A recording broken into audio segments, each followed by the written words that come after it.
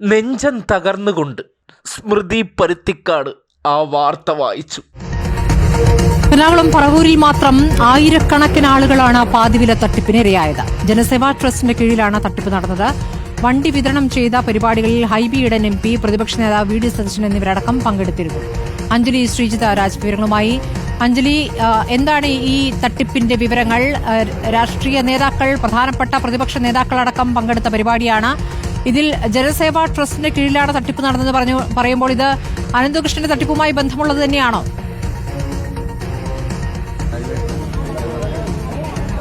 അതെ, തീർച്ചയായും സ്മൃതി. ഇത് അനന്തകൃഷ്ണന്റെ തട്ടിപ്പിന്റെ ഭാഗമായിട്ടുള്ള തട്ടിപ്പിന്റെ ഇരയാക്കപ്പെട്ട അതേ ഒരു തട്ടിപ്പ് തന്നെയാണ് ഈ ജനസേവാ ട്രസ്റ്റിന്റെ നേതൃത്വത്തിലും നടന്നിട്ടുള്ളത്. അതെ, എന്റെ ചങ്കിന്റെ നേരെയും ആ ആരോപണം വരുന്നേ. ഈ ആംഗിളിലാണ് ആ വാർത്ത വായിക്കുമ്പോൾ ഉള്ളിലെ പ്രതീതി. ഇത്രയും ദിവസം പലതരത്തിലുള്ള നാടകങ്ങളും പൊടിക്കൈകളും ഡയലോഗ് അടിച്ച് സതീശൻ ഊരി നിൽക്കുന്ന സന്ദർഭത്തിലാണ് പറവൂർ കേന്ദ്രീകരിച്ച് നടന്നിരിക്കുന്ന വിവിധ തട്ടിപ്പുകളുടെ വിവരങ്ങൾ പുറത്തേക്ക് വരുന്നത്.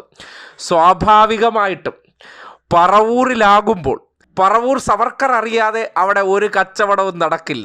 നമ്മുടെ നാട്ടിൽ പറയാറില്ലേ, ശിവൻ അറിയാതെ ഉയിര് പോകില്ല എന്ന് പറയുന്നത് പോലെ പറവൂർ സവർക്കർ അറിയാതെ അവിടെ ഒരു തരത്തിലുമുള്ള പാതിവില കച്ചവടവും നടക്കില്ല. ആ നാട്ടിൽ ഒരു തേങ്ങ ഉടച്ചാൽ അതിൽ ഒരു പൂള് അത് പറവൂർ സവർക്കർക്ക് സ്വന്തമാണ്. അത് പഴയ മാടമ്പി കാലഘട്ടം തൊട്ടുള്ള അവിടുത്തെ ഒരു ആചാരമാണ്, ഒരു ചിട്ടാവട്ടമാണ്. അപ്പോൾ സ്വാഭാവികമായിട്ടും ആ വാർത്ത വായിക്കാൻ നിയോഗിക്കപ്പെടുന്ന ചങ്കിനുണ്ടാകുന്ന മനോവ്യഥയെക്കുറിച്ച് നമുക്ക് ചിന്തിക്കാമല്ലോ. എന്നാലും പെട്ടല്ലോ എന്നുള്ളൊരവസ്ഥയാണ്. സ്വാഭാവികമായി പെടുമല്ലോ, എങ്ങനെ പെടാതിരിക്കും?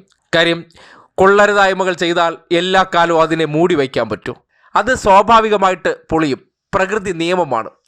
ആ നിലയ്ക്ക് ഇപ്പോൾ പാവപ്പെട്ട ഹൈബി ഈഡനും കൂടി അതിനകത്ത് ചെന്ന് വീണു കൊടുത്തിട്ടുണ്ട്. എന്തായാലും അറഞ്ചം പുറഞ്ചം ഉദ്ഘാടനങ്ങൾ നിർവഹിച്ച പ്രതിപക്ഷ നേതാവിന് ഇപ്പോൾ നല്ല കുരുക്ക് മുറുകി വരികയാണ്.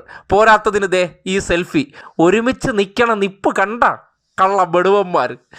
വലിയ കച്ചവടമൊക്കെ നടത്തി കമ്മീഷനൊക്കെ അടിച്ചിട്ട് എൻ്റെ പേര് പറയല്ലേ, ഞാൻ തിരിച്ചിറങ്ങുമ്പം വേണ്ടത് ചെയ്തു തരാമെന്നുള്ള ദൂത് മുഖേനയൊക്കെ അറിയിച്ചിട്ട് അനന്തുവിനെ സെറ്റ് ചെയ്തിട്ടുണ്ട് എന്നുള്ള ചില വിവരങ്ങൾ കൂടി വരുന്നുണ്ട്.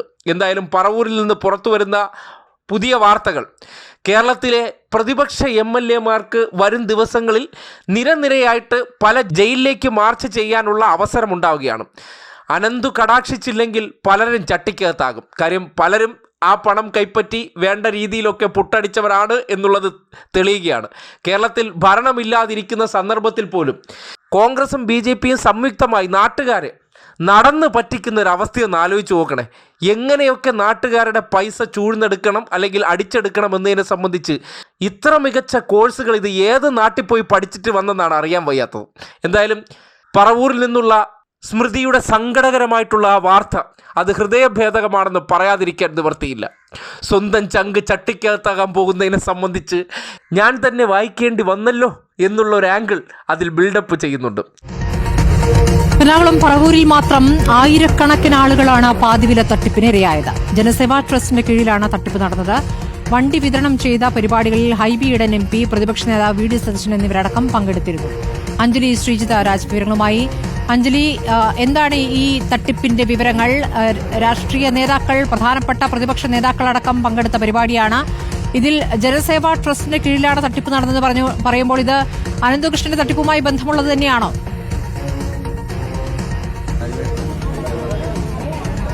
അതെ, തീർച്ചയായും സ്മൃതി. ഇത് അനന്തകൃഷ്ണന്റെ തട്ടിപ്പിന്റെ ഭാഗമായിട്ടുള്ള തട്ടിപ്പിന്റെ ഇരയാക്കപ്പെട്ട അതേ ഒരു തട്ടിപ്പ് തന്നെയാണ് ഈ ജനസേവാ ട്രസ്റ്റിന്റെ നേതൃത്വത്തിലും നടന്നിട്ടുള്ളത്.